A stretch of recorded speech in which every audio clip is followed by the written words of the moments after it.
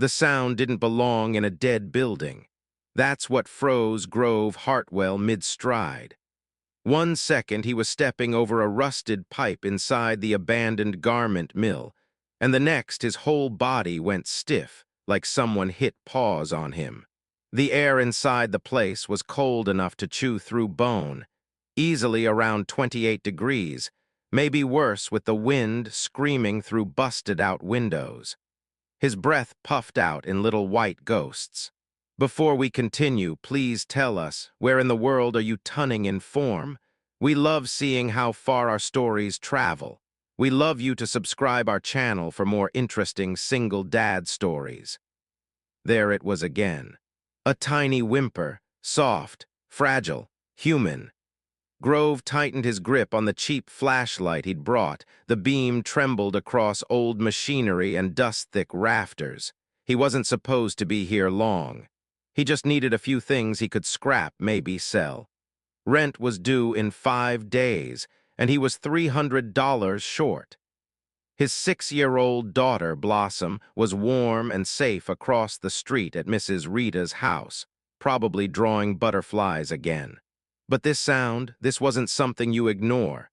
"Hello," Grove called out, his voice bouncing through the cavernous factory like a pinball. "Anybody there? Hey, talk to me." Silence stretched. 1 beat, 2, 3, then a cry. A small, honest-to-God child's cry. "Oh, hell no," Grove whispered, picking up his pace. His old work boots crunched over shattered tiles and metal scraps. The flashlight beam swung left, right, until it hit a shape in the corner. Grove stopped breathing. A tiny body lay curled against the concrete wall like a doll somebody tossed away. A girl, 7, maybe 8 years old. Her expensive red dress was torn, smeared with grime. Her fingers were blue. Her thin shoulders shook violently. "Oh, sweetheart!" Grove dropped to his knees. He ripped off his jacket and wrapped it around her trembling frame. The child flinched, barely able to move. Her eyelids fluttered open, but her eyes stared straight ahead, unfocused, unmoving. Blind, she was blind. Hey, you're okay," he whispered urgently, rubbing warmth into her arms. "I've got you. You're safe now, kiddo. Can you tell me your name?" Her lips moved, but nothing but cold air slipped out. She was shutting down. Her body was losing the fight. Grove scooped her up, feeling how frighteningly light she was. "Stay with me, sweetheart. Don't you dare tap out on me now." Outside, the wind slapped him like ice-covered sandpaper. His pickup truck sat yards away. Grove threw the door open, set the girl on the passenger seat, blasted the heater, and wrapped her in an emergency blanket he usually kept for Blossom. His hands shook as he grabbed his phone. 2 bars. Come on, work." The call connected. 911, what's your emergency?" I found a little girl," Grove said, voice cracking. "Blind, freezing, barely conscious. She said her name is—" He leaned in as she whispered again. "Bliss Westbrook," the operator inhaled sharply. "Sir, that child has been missing for over 6 hours. There's an active Amber Alert across 3 states. And just like that, Grove's world tilted.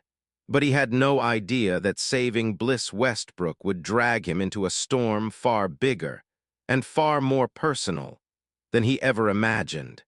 If this story touched your heart, don't forget to subscribe and return to our channel for more life-changing, emotional, and heartwarming stories.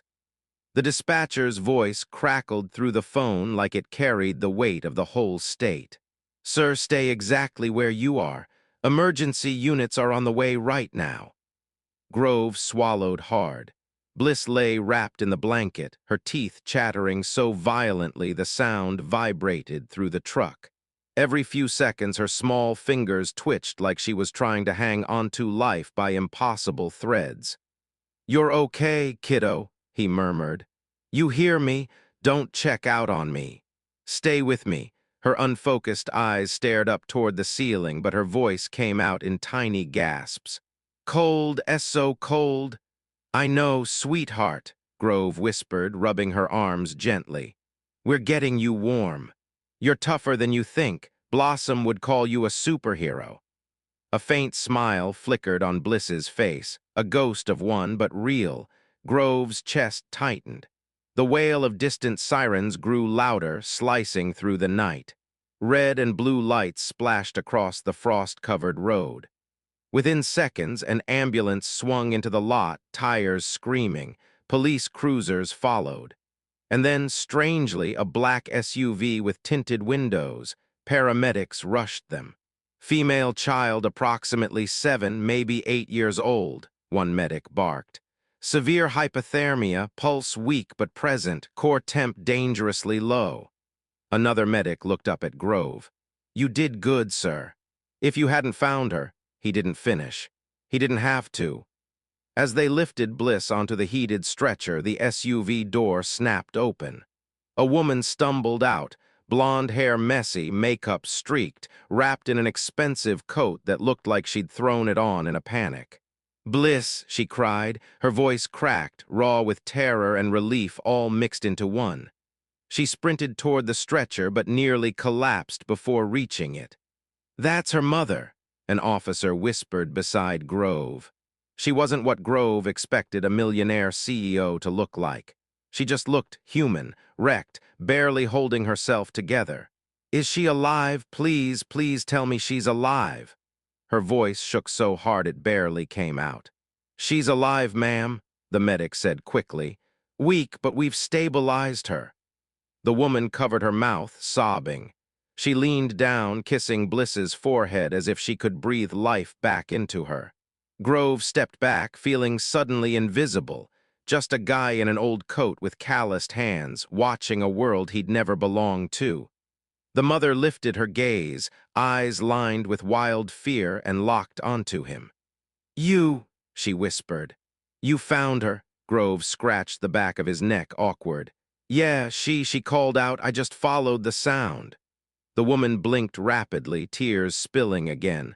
"What's your name?" "Grove Hartwell," he said softly. She repeated it like she was memorizing it. "Thank you," she choked. "Thank you for saving my little girl." Before he could respond, the ambulance doors slammed shut. The sirens wailed again, pulling away with Bliss and her mother inside. And just like that, the night was swallowed by flashing lights and cold air.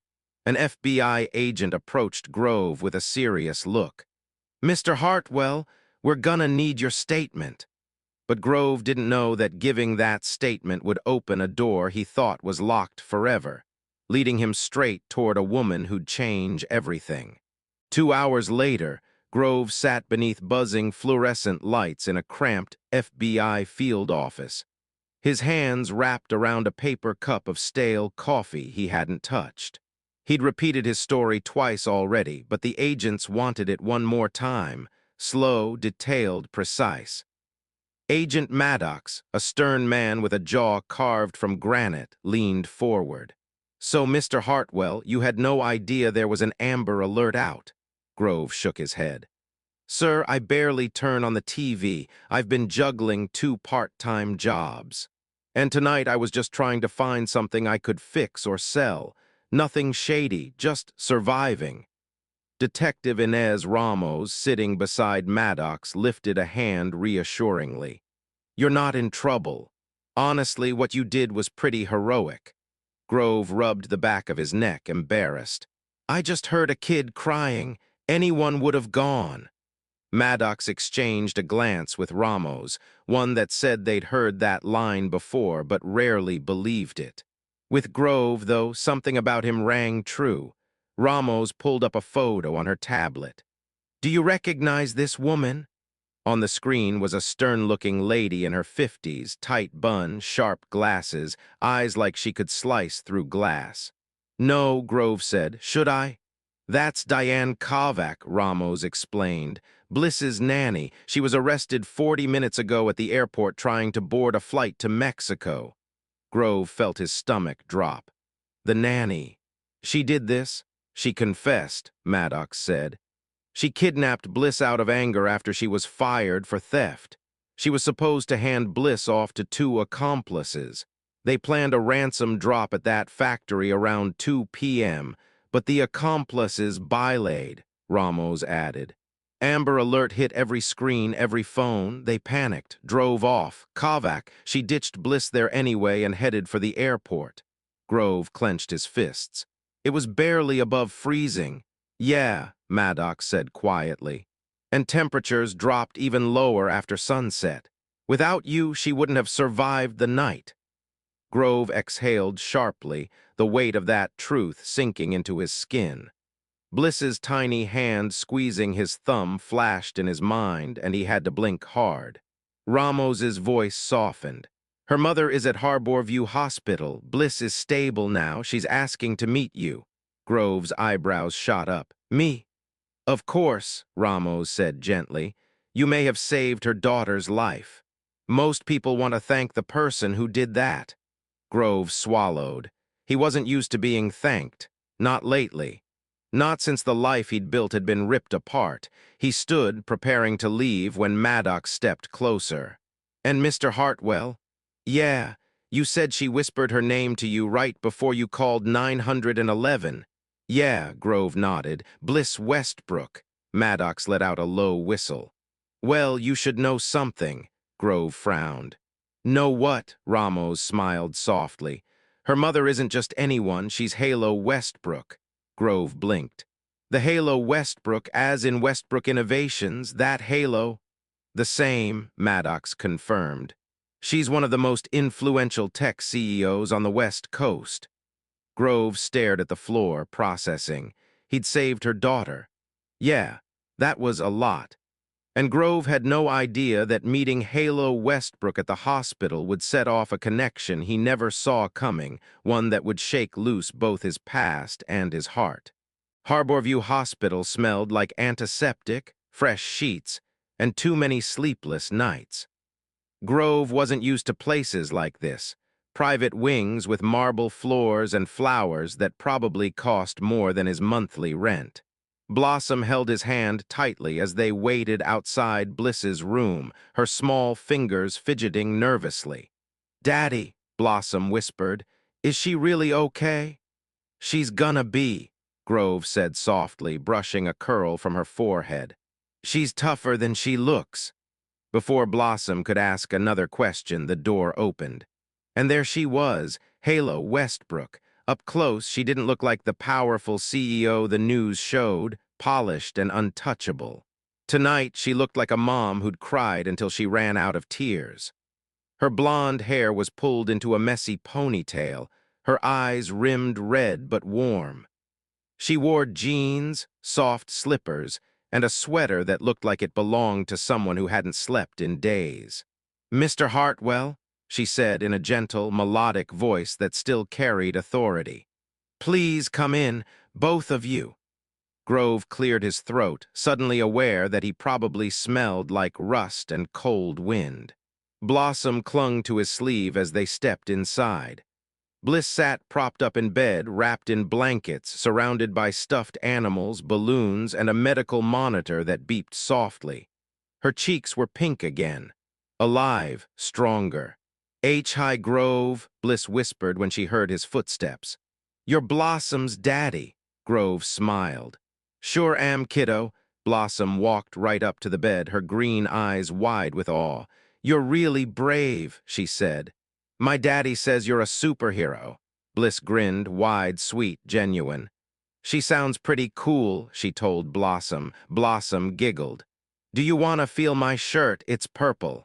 Super soft? Bliss reached out and Blossom gently guided her hand to the fabric. The girls giggled like they'd known each other forever. Halo watched them with a hand pressed to her heart. Then she turned to Grove, and their eyes met. Something electric hummed in the space between them, unexpected, warm, confusing. Grove wasn't ready for it. He wasn't ready for her. Mr. Hartwell, Halo said softly, I don't have words for what you did. You didn't just find my daughter, you saved her. You don't owe me anything, Grove said quickly, flushing. I just heard her crying. Halo shook her head.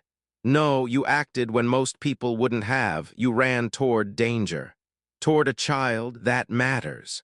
Grove felt awkward down to his bones. Compliments from a billionaire. Yeah, that was new. Please, Halo added with a tiny smile, call me Halo. Their eyes held for a second too long, long enough for Grove to look away, pretending to adjust Blossom's jacket. Halo swallowed as if gathering courage. Grove, I'd like to talk with you again, privately, maybe over coffee. Grove blinked. Coffee, Halo nodded. There's something important I want to discuss. And I'd like to thank you properly.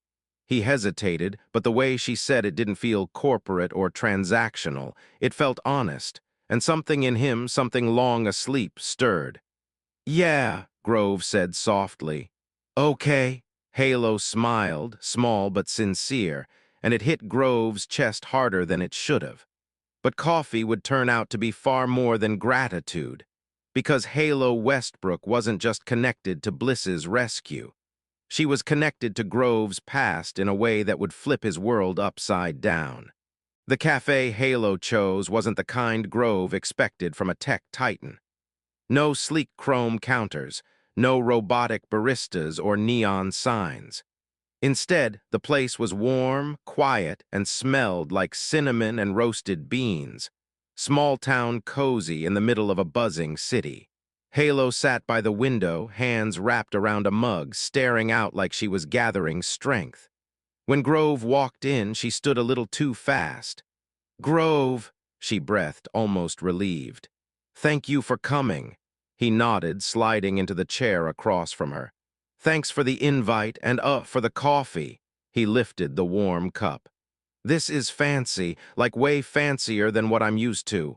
My coffee usually tastes like burnt sadness. Halo laughed, really laughed. It was light, melodic, and it softened the tightness in her shoulders. I'm glad you came, she repeated, softer this time. Grove cleared his throat. So, what's this important thing you wanted to talk about? Halo hesitated. Her fingers tapped against the mug, her eyes dropping before meeting his again. I just want to help you, Grove blinked. Help me? You saved my daughter, Halo said, and after everything you've been through, I don't think anyone has helped you in a long time. Grove shifted uncomfortably. I'm not a charity case. You're not, Halo said quickly. You're a good man who's had a rough deal, and good people deserve another shot. She pulled a folder from her bag and set it in front of him. Grove, I looked into your background, your engineering work, your past projects. You're incredibly skilled. Grove stiffened.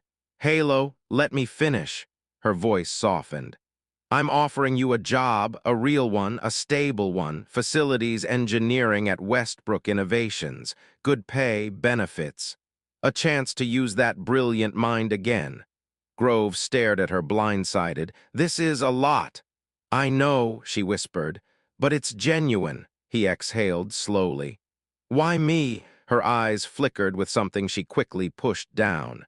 Because you saved the most important person in my life, and because you deserve better than scraping metal to survive. Grove rubbed the back of his neck. You barely know me. Then let me fix that, Halo said softly. Their eyes held, and for one suspended moment, the world outside the cafe disappeared. There was something warm there, something neither of them was ready to name, but both of them felt. Grove finally nodded. Okay, I'll take the job. Halo's relief was visible, like a weight lifted off her chest. Thank you, you won't regret it. Grove smiled, small but real. I hope not. Halo hesitated again, her voice dropping. And Grove, one more thing. I don't want this to be just transactional. I'm glad you're working with us, but I also like spending time with you. That admission hit him like a soft punch. He didn't trust himself to answer, so he just nodded. Halo smiled. Genuine, gentle, and Grove felt something warm curl inside his ribs. But Halo's kindness wasn't just gratitude, because hidden deep in her past was a decision that connected her to Grove in a way she prayed he'd never discover, until fate forced their truths into the light. 3 weeks later, Grove stood in the lobby of Westbrook Innovations, still half convinced someone would tap his shoulder and say there'd been a mix-up. Marble floors, towering glass windows, live plants that probably cost his paycheck. This world wasn't built for guys like him. Yet here he was. Halo had moved fast, faster than he'd ever seen anyone handle things. One coffee meeting turned into a formal interview. One interview turned into a job offer. Real job, real salary. Benefits so good he didn't know whether to say thank you or cry. The best part? He could finally quit juggling part-time gigs and actually tuck Blossom in at night without rushing to another shift. And Halo, she was around. A lot. Sometimes she had facility questions. Other times she just happened to be passing through. Once she brought him coffee and said she was checking on building temperature consistency. But her cheeks were pink like she knew exactly how transparent that sounded. Grove wasn't complaining. They talked about normal things, weird things, funny things, big things. He felt himself coming alive after years of barely getting by. Meanwhile, Blossom and Bliss became inseparable, playdates, sleepovers, drawings exchanged, tiny secrets whispered. Blossom told everyone she had a new forever friend. Life felt good, but the universe didn't play nice forever. One quiet evening, Halo sat in her office alone, organizing files for the company's anniversary showcase. Old projects, old photos, old memories she hadn't revisited in years. She clicked on a folder labeled Riverside Development Archive, her breath caught. A photo popped up 7 years ago. A charity gala celebrating a milestone on the project.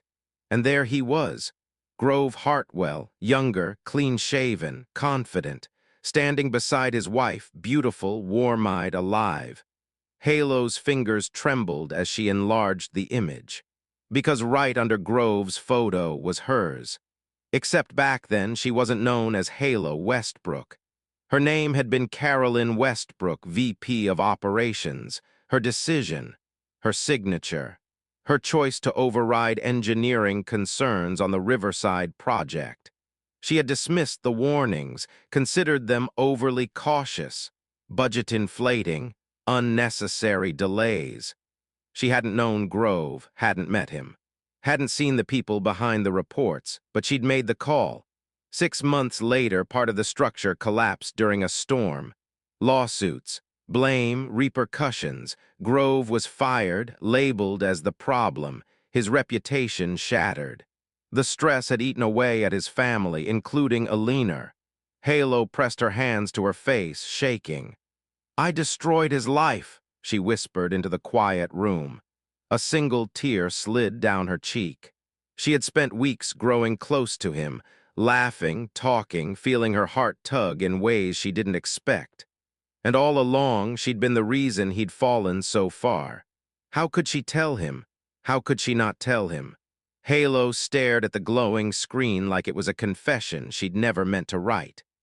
And while Halo wrestled with the truth, Grove was about to stumble onto something that would shatter the fragile hope growing between them, and force a reckoning neither of them were ready for. For days, Halo tried to act normal. She smiled when she needed to.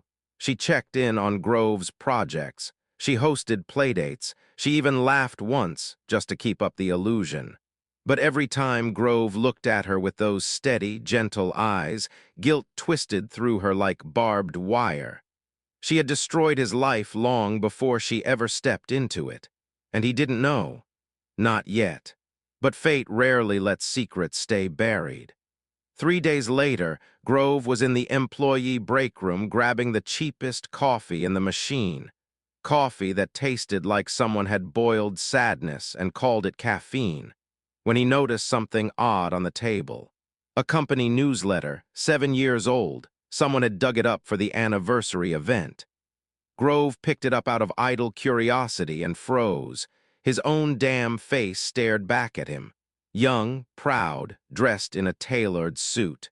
Standing with a project team from his old firm, Morrison and Chase. He swallowed as memories slammed into him. Late nights, reports he'd fought to submit, warnings nobody listened to. Then his eyes dropped to the caption underneath. Westbrook Technologies celebrates partnership with Morrison and Chase Engineering on Riverside Development Project. His stomach turned to ice. Right under that caption was a headshot. A woman, sharp eyes, blonde hair, confident smile. Carolyn Westbrook, VP of Operations. Grove blinked. Halo's face, just younger, the same eyes, the same jawline, just a different name. His heartbeat pounded so hard it echoed in his ears. No, no way. He grabbed his phone, opened a browser, and typed the name with shaking hands. Up popped an old corporate profile. Carolyn Halo Westbrook current, CEO Westbrook Innovations former, VP of Operations overseeing Riverside Development. His throat tightened until it hurt to breathe. She'd known exactly who he was, who she had been to him. His chest caved inward. Halo Westbrook, the woman he'd started to trust, to look forward to seeing, to maybe feel something for, was the same executive who had overridden his safety concerns, the same decision that got him fired, the same decision that started the collapse of his marriage, the same mistake that took years of his life and nearly broke him. And she hadn't said a word. Grove felt something snap inside him.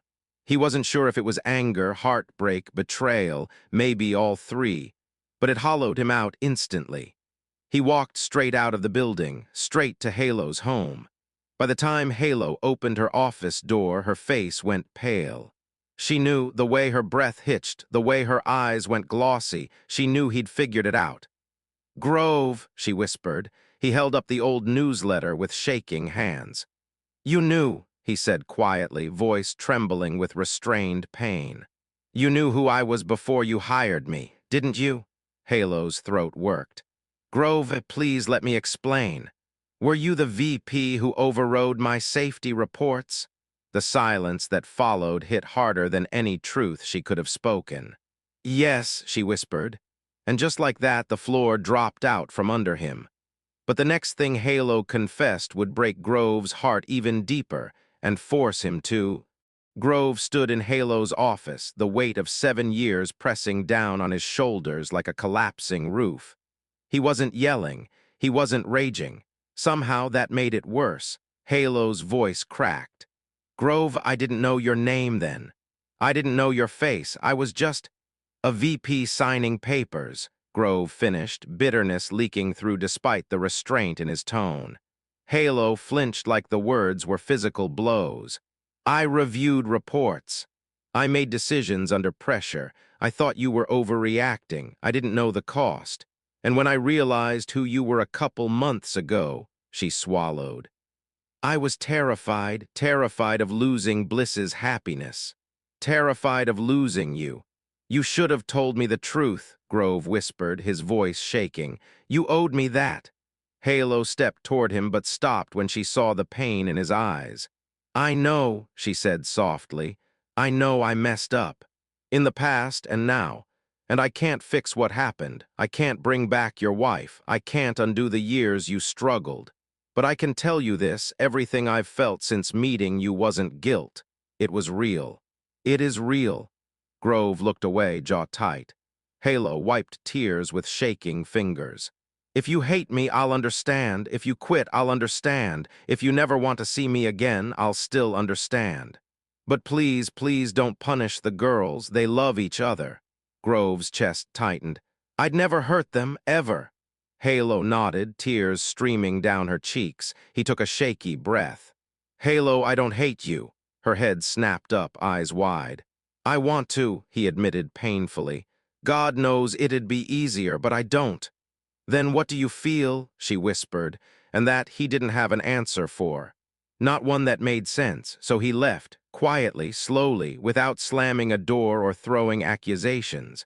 Sometimes silence hurts more than shouting ever could. 2 weeks later, life didn't stop. Bills didn't stop. Work didn't stop. Grove stayed at Westbrook Innovations, but he and Halo moved like planets with separate orbits, close enough to feel each other's gravity, too wounded to touch. Meanwhile, the girls stayed inseparable. Their laughter forced the adults to stay civil, forced them to share space, forced them to look at each other even when it hurt. One late evening, Grove worked alone, reviewing structural updates. He didn't hear Halo until she spoke softly from the doorway. "Grove, can we talk?" He looked up and saw something different. Not a CEO, not a woman carrying 7 years of guilt. Just Halo, raw, honest, human. "I'm not here to beg," she said quietly. "I just want to tell you the truth I should have told you weeks ago." She sat across from him, hands trembling. "I can't change the past, but I can change what I do now. I want to rebuild trust, slowly, patiently, brick by brick, only if you want that too." Grove studied her, really seeing her remorse, her courage, her vulnerability. "I'm angry," he admitted, "and I'm still hurt." But he exhaled shakily. "I don't want this, whatever is happening between us, to disappear." Halo's breath caught. "Are you saying there's still a chance?" Grove nodded once. "A small one. But yeah, there's a chance." Halo didn't smile immediately. She let the words settle between them like wet cement, soft, fragile, waiting to set. Then she whispered, "Thank you." He stood, hesitated, then gently brushed her hand with his fingers. Not a promise, not forgiveness, just a beginning. "Let's go slow," Grove said. "Like really slow." Halo nodded, eyes soft. "Slow sounds perfect." Outside, rain tapped softly against the windows. The kind of rain Seattle claimed as its lullaby. Inside, two people scarred by the past took the first unsteady steps toward something new, something tender, cautious, hopeful. A future that wasn't guaranteed but wasn't impossible. Because sometimes love doesn't rush in. Sometimes it rebuilds.